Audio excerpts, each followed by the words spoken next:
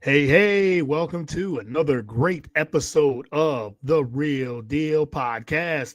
I'm your host, as always, Courtney Harding. Glad to be back with a new episode, new week. Just got back from vacation in Hawaii, enjoyed it. Got to celebrate my 20-year anniversary. Me and my wife got to celebrate our 20-year anniversary in Hawaii. We've been talking about it for years, and it finally happened. We had an amazing time. So refreshed. It was relaxing, amazing, and refreshed. But we're back at it. Women in football and fantasy football series continues, and I got a great guest waiting. So let's get it.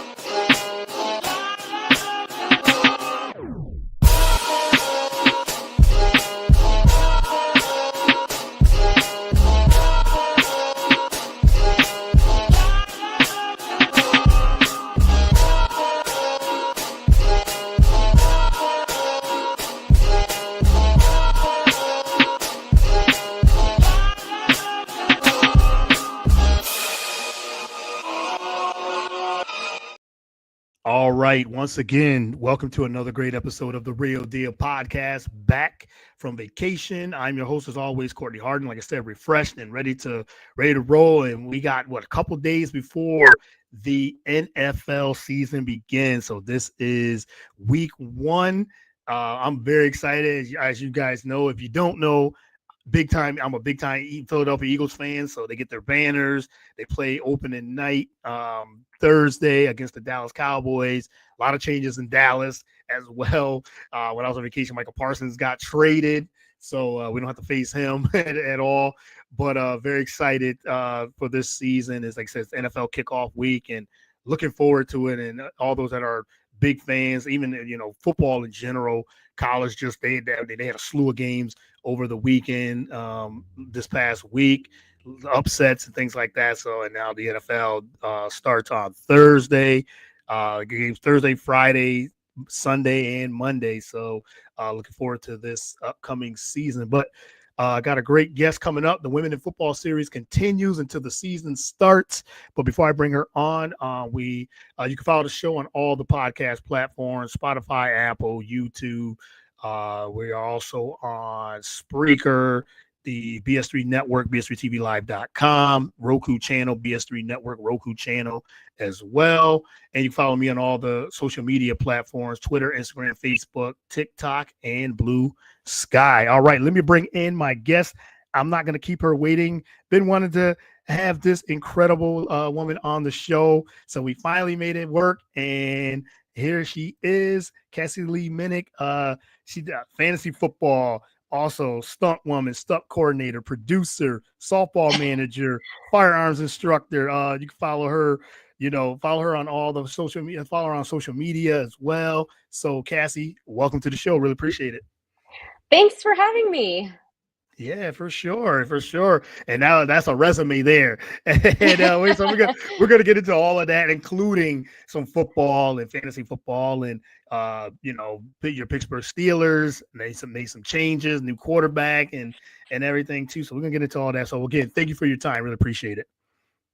Yeah, I'm happy to be here and just talking to you about life in general and a little football and yeah. Yeah, for sure. Let's get started. I always ask my first time guests who their first time on the show, who is Cassie Lee Minick, and we'll start. How did you get into sports? So I got into well, I've always played sports in some way. I was a gymnast growing up and did gymnastics at Pitt, and which kind of helped me to become a stunt woman.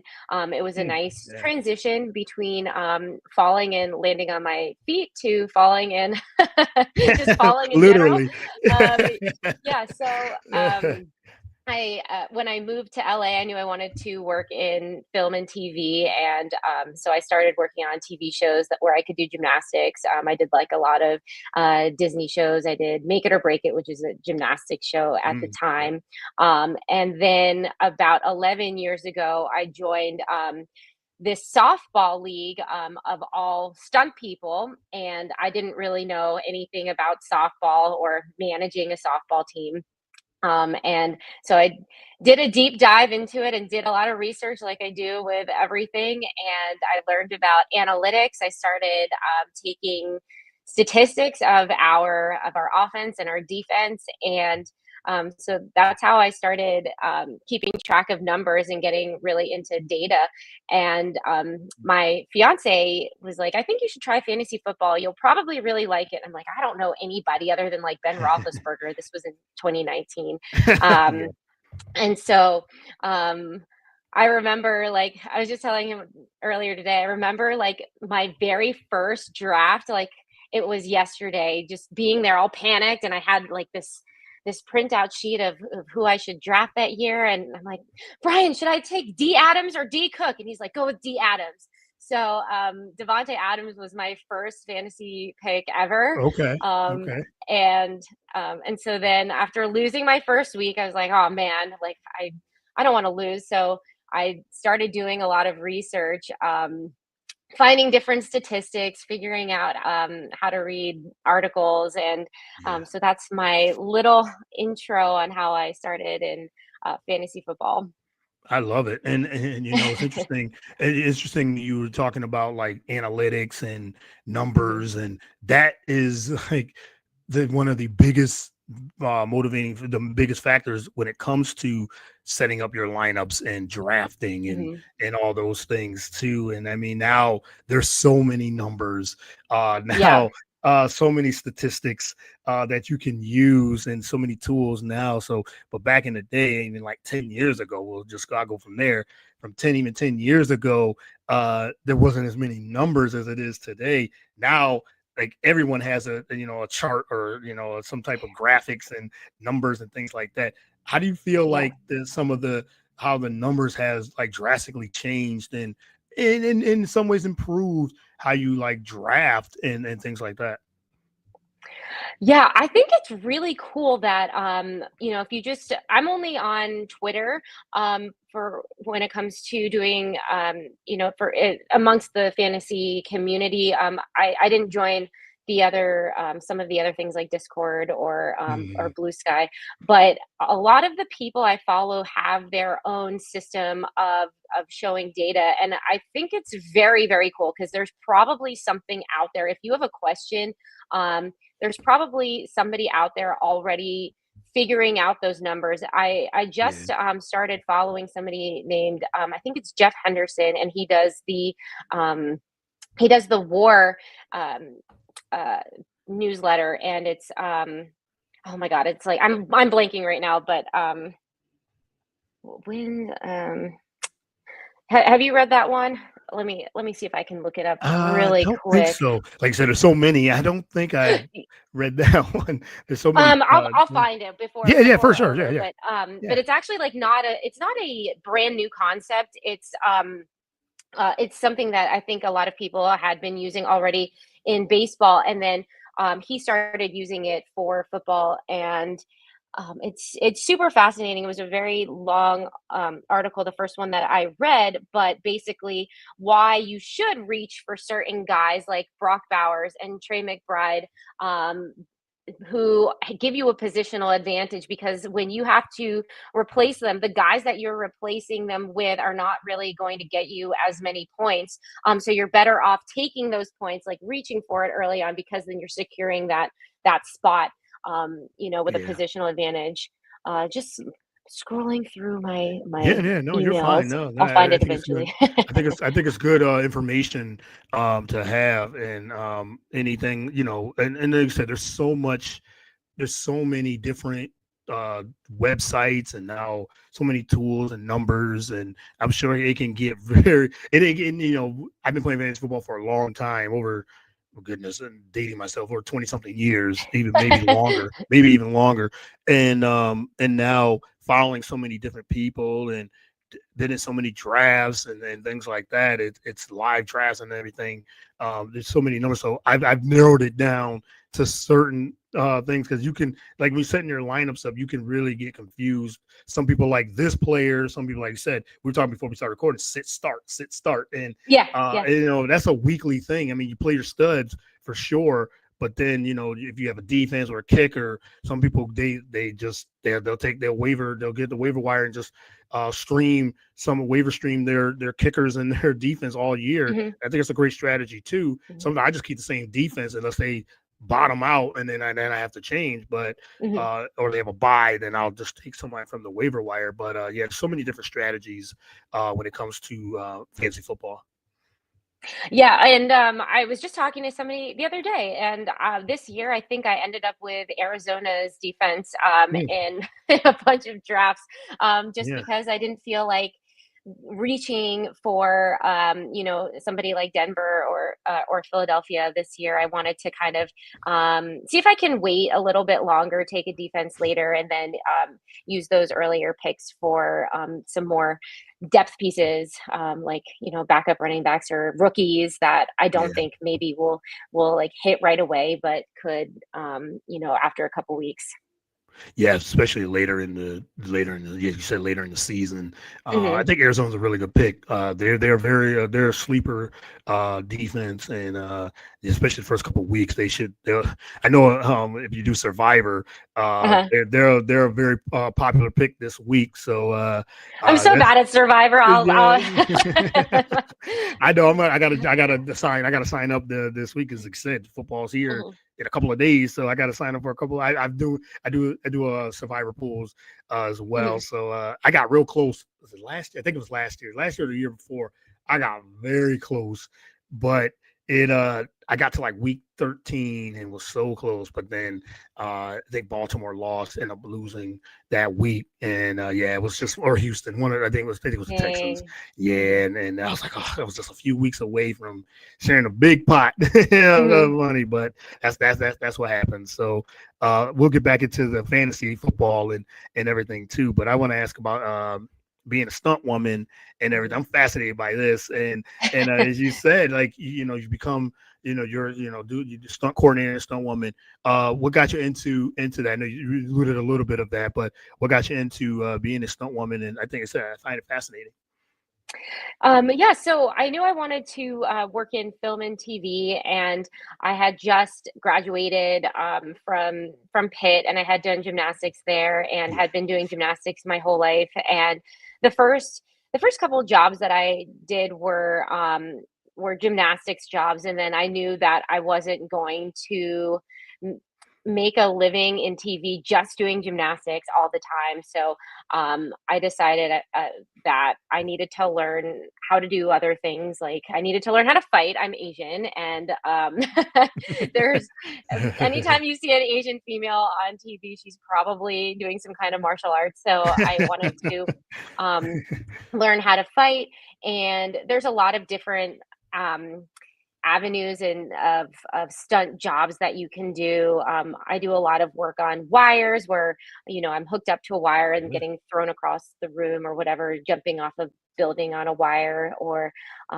things like that. So after just from being in the business, learning things as they come up and having opportunities, once you can do, so with my gymnastics background, people would say, oh, can you do this? I'm sure that you have air awareness. You can learn how to, fall off of a building or something like that. Yeah, for sure. And like you said, that I like that because I just find it fascinating when you have the stunt for movies and shows because the actors, I don't know what the percentage is, but a lot of them don't do their own stunts. Well, I'm sure you could probably see what type of percentage. Now you have people like Tom Cruise or Jackie Chan. You hear them doing their own stunts, but they really they have their stunt doubles and things like that. So I think it's great to have that. And you said with your gymnastics background, I'm sure was like a transition to being a stunt woman and a stunt coordinator as well. Yeah, there's for the most part. I also double a lot of kids too, and then so with children, there's a lot of things that they're not allowed to do just based on safety and what they. Yeah, what productions will let kids do for like legally and stuff like that. So I get to do some pretty fun things. And then there's always something. I used to double a girl on this show called Runaways, and she was very Mm. capable, and she already could do a lot of her own fights. But then, like, if she had to get thrown across the room, she's like, I'll do the fight, but I'm not gonna do I'm not gonna do that. Yes, Um, yes. yeah, so a lot of times, even with guys like um you know, like action heroes, Yeah, yeah. like actors that we know. Sometimes they just have a stunt double there in case like there's something that they don't want to do, or in case like they get hurt and they maybe they're not feeling it that day or whatever. So there's always usually one standing by. Um, but yeah, I never really thought that I would do any kind of stunt coordinating, and I kind of fell into that also. I just from like being naturally good with organizing and Mm, logistics and yeah. things like that. A stunt coordinator I was working for needed a assistant really bad, and it was just the show was really big and he needed extra help. So he was like, "Hey, how are you with logistics?" And I was like, "Well, I'm great." Thank you for Yeah. asking. And so, Yeah. yeah, so then I got to learn how to be part of the production side of stunts, and I started learning how to make budgets and how to break down the action and create the action. And I would go to meetings and be part of the problem solving and the creation side of the stunt industry. So that's a That's lot of fun too. Yeah, that it seems like it. That's very fascinating. As you said, you learning different areas of that side of it as well. Just a couple more on this. I wanted to, what's your like physical training like, and what does a typical training week look like when you're not on set?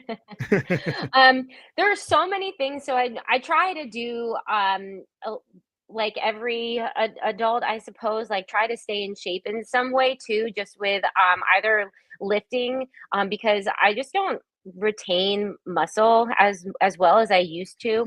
Mm, And so I still try to continue some form of like physical exercise to stay healthy. yeah, But then there's a lot of other training for the different kinds of jobs that you might encounter. So, um, and shooting is like one of those things too. So I'm at the range probably at least once a week. Like if I'm not shooting, I'm teaching classes and I'm right. teaching people how to play, SWAT characters, how to play Marines, things like that. So that's every day is something different, like every job is different, and so every day is something different, training for those different jobs. For sure, and I think that people that watch like movies and stuff, it's like you said, the background of it, the fight choreography, the vehicle stunts, like I said, shooting. If it's an action movie or show, I'm sure you got to have those sharp skills with that, and also collaborating with the director Hmm. and everything too. How collaborating with directors and producers, and you said you've done some production itself too. How does that all work when it comes to the collaborations, especially for like an action film or movie, an action movie or TV show? Yeah, there's so once you begin the meetings, you kind of get an idea of what the director's visions are, and throughout the process, once you get the script and you get the scene and you see what the action is, and then you start building it. What we have started doing, not started, but what we do now is we'll shoot the scene, like the coordinator will Yeah. get the people and we'll shoot the scene ahead of time and then show that to the director and see if they like it. So that way, once it comes time to shoot the actual scene, the DP and the director already know. They're like, okay, so we have an idea of how we want to shoot this. Um, and a lot of directors, like most of the ones I've worked with, have been very, very cool, and I've even shot some previs, and I'll give them choices and say, hey, do you like this? They're like, I like all of it, like let's just do that. And Yeah. which is always really nice because then you feel like you had some say in how the action came to life on camera.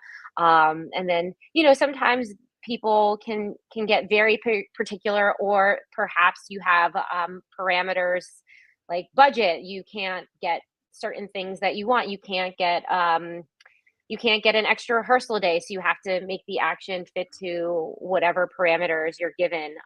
So a lot of that is problem solving, and like you never want to say no, we can't do it. So Mm. it's always we can do it, but we'll have to do this based on the the budget limitations, Oh or yeah, based yeah. on the location or whatever. A lot of things going into when it comes to making those type of movies and shows and everything Mhm. too. I could talk to you forever about this. This is gonna be we could do hours on this I'm always when I'm watching something, I'm always watching the behind the scenes of it, how it's made, and I'm very fascinated by that. And you've worked on quite a bit. You said Disney, Agents of Shield. Mhm. I saw that as well. You stunt double from Ming Na Wen by Agent Shield, which I watched. I'm a big Mhm. Marvel fan, so just Oh, cool. yeah. So I'd seen you worked with Spider-Man Far From Home as Oh well. yeah, I just did. I got to do like a little wire gag. I guess like there's a bunch of water in the Yeah, beginning of the movie, and so yeah, somebody hooked me up to a wire and yanked me across the room. that's And cool. I green mean, screen. not being yanked and stuff, but just the Mhm, doing the stunt of it is, oh my goodness. You said talk mhm, about Runaways as mhm, well. So yeah, you've had quite a bit of a lot of experience, and I mean, there's so many different things you worked on. But just talking about the Disney in the MCU in itself, mhm. I'm assuming you're a big fan of MCU, and which okay, I'll ask you this: what's a couple of your favorite MCU movies? We'll go. I'll go there. So I haven't actually seen all of them. Okay. Okay. No I, problem. Yeah. there's a lot now Yeah. Yeah. that have It was come out. Um, 30. Damn, geez, I lost count. There might be close to 40 now. There might be so. yeah, I kind of lost track too. I will say that that Wolverine and the Hulk were kind of always two of my like Your favorite characters. characters. Okay. Yeah. So I've seen all of the Wolverine movies, the origins and stuff like that, and the Hulk movies. I think we need to. I wouldn't be mad if they came out with another Hulk movie, because They I need don't know. to. I love the nerdy science guy that is actually turns into a superhero, and so I like his background for Stanners. Um, but yeah, I haven't been able to keep up with Marvel as much as I would like to, but Yeah. yeah, I did get a chance to be one of Ming's double. She had a lot, and so there's a few times where she's getting thrown into walls or thrown Yeah. into whatever, and Mm. a lot of the time that was me on a wire getting hand pulled or ratcheted or whatever. Um, so those were always, really fun days for me. Yeah, for sure. And I Mhm. mean, we definitely get along because you said Hulk and Wolverine; those are two of my favorite Marvel characters. Woo! Along, Mhm, yes, love. And you're right, Hawk needs another movie. mhm, And they've been, they just did Deadpool, Wolverine. They're thinking of they're doing another X-Men soon, mhm. so they've been talking about that for a while. And yeah, and Spider-Man is my favorite all-time character. So yeah, so we definitely get along for sure when it comes on that part. But no, those are like three and Captain America. Those are my top four when it comes to Mhm. superheroes. For sure. But yeah, I love Hawk and Wolverine and Spider Man. Definitely. So yeah, but I think I love that. I was able to ask you about your career as a stunt woman and a stunt double, and you got to like say you got to work on a lot of different things. So anything that you can say that you're working on now or being upcoming that you can announce if you can. So they usually make us sign NDAs for Yeah. everything, Yes. For because they don't sure. want anything leaked. I Yeah. got to work on earlier this year, just the end of a movie coming out it'll be out in like 2 years, but it's uh, you know what? I'll tell everybody when it comes out. I'll say, "Go see this." Yes. There you go. But yeah, there's always like a long waiting period after you shoot something, waiting for it. So, I right now in LA. NCIS Origins is another TV show, and I'll be working on that later this week. Doing well, I don't want to say, but so there's a few yeah. things. Don't want to get you in any trouble with it if you're announcing anything. So we'll put you on the Yeah, spot there. But I get it because there's no, I was gonna say there's a lot of I know with Marvel especially they're Disney top secret. They can't you can't leak anything. They even when leaks do come out, they're like, okay, who did that? Who did when did they try to keep things under wraps. And I know sometimes the actors slip up. Tom Holland, yeah, for yeah, sure. yeah. So yes, I know he's gotten better, but yeah, but yes, that's funny. But we'll put a bow on that question. Don't want to get you Yeah, in any trouble. they don't want any part of like the story getting out or any Yeah, right, yeah. right. So as soon as it comes out, then it's like, yeah, advertise, tell everyone. But until then, everyone likes to keep things pretty under wraps. Yeah, keep it buttoned up for sure, for sure. Hmm. I will keep it at that. But no, I think, like I said, I find it was very fascinating, like getting to know some of the stunt work that you do and what you've done as well. So, all right, just got a couple more before I let you go. And we'll get into some football to end, but you say became a softball manager as well. Talk about how that all came about. You said you've always had fascinated and with sports and things like that, but you're a founder and general manager of the Pitch Slap Your Mom franchise. They made appearances in 2 league championships, including one Hmm. first place and multiple top 3 finishes. So and you also appeared as a team on film and TV production. Talk about that experience. Yeah. So this is so Pitch Lap was the first team that I managed in this stunt league. That was like 10 or 11 years ago, and so I really didn't know very much about anything about softball, let alone managing it. But I was pretty good at organizing things anyway. So I kind of picked it up really, really quickly. Like Yeah. there's a rule book, cool. So I got to learn all the rules, and like I Yeah. think I'm still to this day the only manager that has read the rule book. I learned how to keep score. I Okay. read a couple baseball coaching books. Learned about sabermetrics, things like that, and we had a lot of fun. We didn't really win any games the first year, but the second year we had a lot more people want to join. So we created, instead of having like one really big team, we created a second team. And to this day, we still have both of those two teams, Pitch Lap and Your Mom. And yeah, and we've appeared as a team on 911 Lone Star. There's an episode Okay. called Red versus Blue where a handful of my players, and I'm in there too, but a handful of us are all in there playing like I think we're police officers in the fire department versus police officer softball game. Um, so that was really, really cool for us. We're all stunt people, but to get to play stunt people as a team of softball players Mm-hmm. was really fun. Hey, you got to come together and like you said, as stunt people and do and play softball.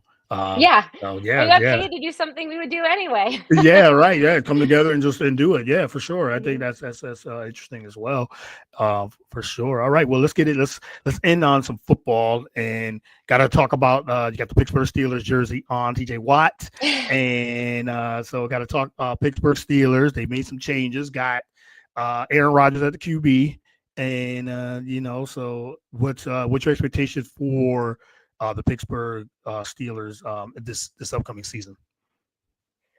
um, I mean, I don't know if it's cliche to say I expect us to go 9-8, like we always Yeah, do. like oh yes, for sure. Usually uh, 500 or better. Yep. yeah, like it doesn't matter what we do, we're still gonna have like the same finish and still get eliminated round one of playoffs. I Yeah. think that I'm like positively optimistic, and I'm just hoping that that Aaron Rodgers can keep it together for a whole year. Yeah. Because gosh, I think that like a lot of it has to do with like if he can be good, I think that gives us hope for our season. But I mean, for if he, I don't know. I'm positively, trying to be optimistic, but Yeah. I don't think we're winning a Super Bowl this year. Um, I don't want to waste TJ Watt's career also, but Yeah. Yeah. um, there's a lot of there's a lot of good quarterbacks um, that are going to be coming out next year. I think so. I know we already have Will Howard, but I wouldn't mind getting a top quarterback. I don't know if we can, um, but yeah, I do. I did get a chance to watch a lot of the college games this past weekend. Yeah. I started playing Devi a few years ago, and which is not forcing me to watch college, but encouraging me to watch college, and Yeah. it's a lot of fun. Trying to keep track of college players as well, um, and predict where they might end up going in the NFL. For sure. And yeah, with the Steelers, getting Aaron Rodgers, I mean, it was um no question that they were going to get him. It was just when they signed him. And Hmm. the stars weren't aligning. It seemed like they were just it was just hoping. I know that Pittsburgh was waiting for him. And just to see, okay, is he going to sign? Is he going to sign? Is he going to retire? And things like that. I mean, does Aaron Rodgers have one good year left? That's a wait and see. It's a question mark. Yes, well, as you said, the health. Hopefully, he can hold up. Now, he was healthy most of the last season. I know he got dinged up a little, but he played all year. The Jets were just terrible. But Pittsburgh, solid defense as always. Mike Tomlin said he'll have the guys ready to play. Um, and yeah, so we'll see what happens on the offensive side of the ball. Can they protect? Can the line protect Aaron Rodgers? That's another question, Mark. The run game, losing Najee Harris, can the run game produce? DK Metcalf's over there now, so yeah. So Thank they goodness. yeah, right, and they got two tight ends as well now. So picking up John Smith. So they'll probably be a run heavy team. I would assume still. Yeah, still. That's what Pittsburgh usually is, run heavy team, and that opens up when they're. So I'm interested to see how that dynamic is. Aaron Rodgers like to throw the football, or will they limit him from, or will he just say, hey, this is how the offense should be run? That's the one thing. So the offense should be run like how I want it to run to have success. So I'm looking to see how that dynamic goes with Pittsburgh on the offensive side.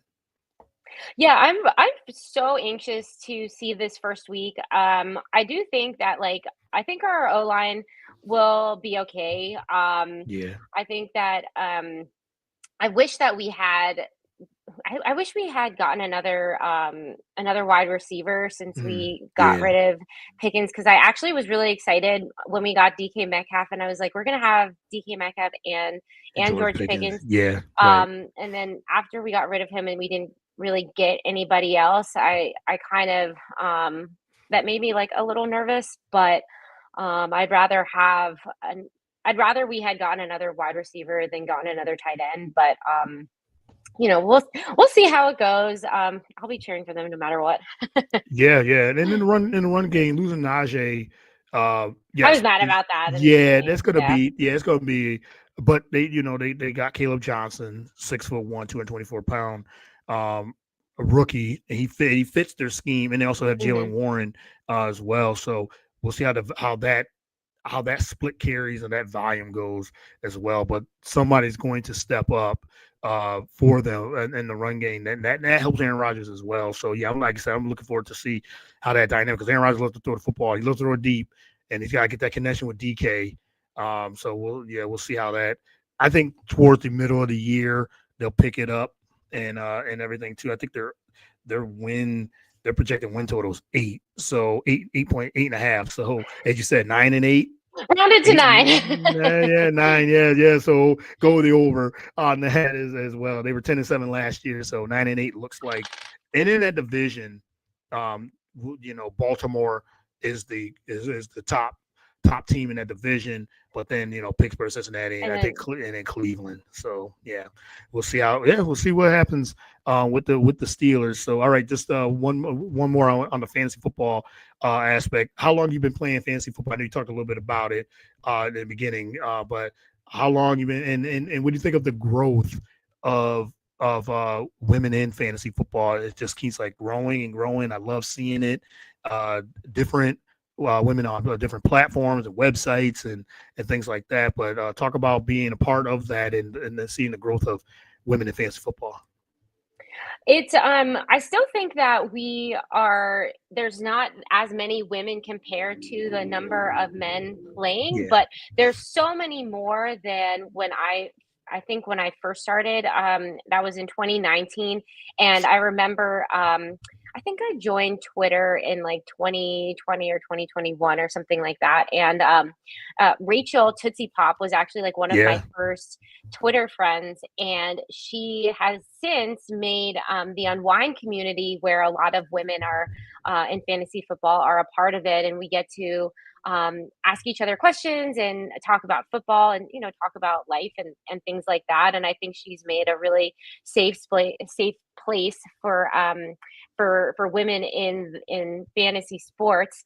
I got to go to my first expo this oh yeah, year, yeah, and there were a lot of women there. I thought that was super cool, but still there's probably for every one woman, 10 to 15 men. So it's still like not very balanced, which I totally understand. I do think that like fantasy football and fantasy sports in general, there's no reason why a woman can't play and can't be yeah, good at it. right. A lot of it is if you enjoy watching football and if you are curious and like to ask questions and like to understand how things work, there's really no reason why women can't be as good as the guys. So I think that since I've started playing, I've met a lot more women playing. I now have one other woman in one of our home leagues. That's good. So Hey, we've doubled our to amount of start, women yeah. playing. Yeah. Um, and I think it's really cool. There's a lot of women content creators. Yes, Not as many as the guys, but they're up and coming. And it's kind of cool to see the growth. I have like my for me personally, I think that like playing football really helped. I played flag football and I learned a lot there about things that I had no idea. Especially like defense and running defensive schemes and like offense. I learned a lot from that, and then that allowed me to ask more questions. So I think that for what we're seeing now is a lot more women playing flag football too. And yeah. so I think like we'll see a growth in women in both flag and in fantasy sports. For sure. I 100% agree. And I think that, like you said, with flag football, women and Hmm. playing flag football has really grown. And you're seeing the leagues and seeing advertisements and things like that. And I think that all that helps as well. Yeah, we have one a woman on our fantasy league. The podcast league that we've done for the last 5 years, and she's been there. We had two before, and then one dropped out. And but now we're saying we're going to open it. We got to open it up. We got to get a couple more women in this league, just to like you said, to keep it balanced and things like that. So, but I do see. Yeah, shout out to Tootsie Pop Rachel as Hmm. well, which I've been. I've known her and I've met her at the expo a couple of years ago, and yeah, I went. I didn't go this year, but I went 2 years ago, and Hmm. I did see that you said that was your first. What was your experience like? How'd you like it? And also with the Unwind with Tootsie Pop Rachel, they also had a panel, an Hmm. all women's fantasy football panel, which she talked about. I had her on the show a couple months ago, and she was talking about hosting, and I was like, oh my goodness, yeah, this is excellent because when I went, they had a all women's panel. It was the fantasy football women of fantasy football panel. I don't know if they had it last year, but I know they had 2 years ago, and it was good that they brought it back because I think it's always like the biggest. It's the biggest panel. Is Yeah, people are yeah. just fascinated just to hear you guys your stories and how you got into it and things like that. I always find it fascinating just to to see the growth of it as well. Yeah, it was the biggest panel this year, the one that Yeah. Rachel hosted, and it was really cool. I got to see a lot of. I think everybody that she brought in was a good representation of the varying kinds of jobs and roles that you could Yeah. have in fantasy football. And I suppose, like, a lot of people think about fantasy football and like what role could you play in that, and they think like, oh, I have to be an analyst, and you don't have to be an No. analyst. You No. There was a woman there who focused on betting, and then of Yes. course Yep. there's a lot of different people were there, and Amber, and she works with I think it's FT. Actually, I don't want to say in case I say the wrong I the think, yeah, I wrong know what you're talking company. about. Yep. Okay. Yep. Hmm. But yeah, so she got a wide variety of different kinds of people that have different roles in fantasy football, and that was cool to see because I don't ever claim to be an analyst. Like, I'm a fake analyst, but most of the time I just like to make people laugh.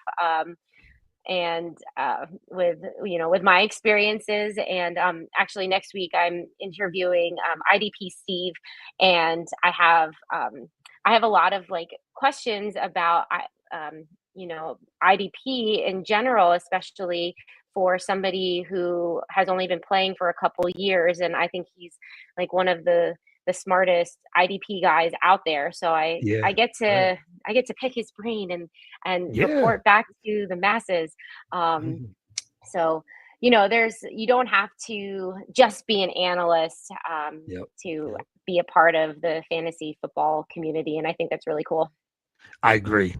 Yes, I 100% agree. Because yeah, you're right. You don't have to be just an analyst, someone that works for a major network. You Hmm. can, as you said, there's so many good. I mean, I've had so many different people, so many different women, incredible women on the show, and it from all different parts of what they do for fantasy football, whether they're a writer, whether it's a content creator. You said sports betting. Hmm. I've done that. I've had different, sideline reporters, whatever. Just as you said, there's so many different talented women that they said that knows football, and get now we get. I hope we get to a point where it's just not saying woman or man. It's just now who's the best and most qualified or whatever. Just to say it doesn't matter what race or gender or anything like that. Just people, all of us in general, just talking football or whatever it is, sports betting, whatever it is, and just having a great conversation and a platform. And that's what I'm trying Hmm. to do with this podcast, just having a platform just to have casual conversations, no debates or arguments or anything like that, and say, oh, you're wrong, and this and that. No. I know. I just love having hearing people, the storytelling and things like that. So I find it very incredible that there are there's so many different talented women, incredible women that I've come across, and you're part of that too. So yes, I love it. Love having you on. All right, last question, and then I'll let you go. In your opinion, what makes a great fantasy football manager? Um, there's a lot of things, but I think like trying to stay active. Mm, Don't just set your roster and forget it. Try and look for changes in trends. Look yeah. for who's coming up, and to try and get ahead of it. Like if there's somebody who's playing really really well and they're still sitting on your waivers, like get them before everybody else starts talking about them. Yeah. Um, I think like a lot of like even if you have a terrible draft, like you can still win fantasy football by staying watch all the games, watch as many games as you can, keep ahead of the trend. So, I think that like some of my I'm trying to think off the top of my head, but finding your guys before they become everybody's guys is like really Yes. important. Yep. Um so like I remember liking certain people before it was cool to like them, and and then like I picked up like Jalen Hurts, his I think it was his first year and he didn't play right in the beginning. But I had picked him up even though I had Josh Allen on my team at that time. And like, I have a thing for quarterbacks who run. So picked him up off of waivers just to have him at the end of the year. But then he ended up starting, and I ended up, I think, starting him over Josh Allen by the end of the year. Maybe they were benching their starters at that time when we Probably. started.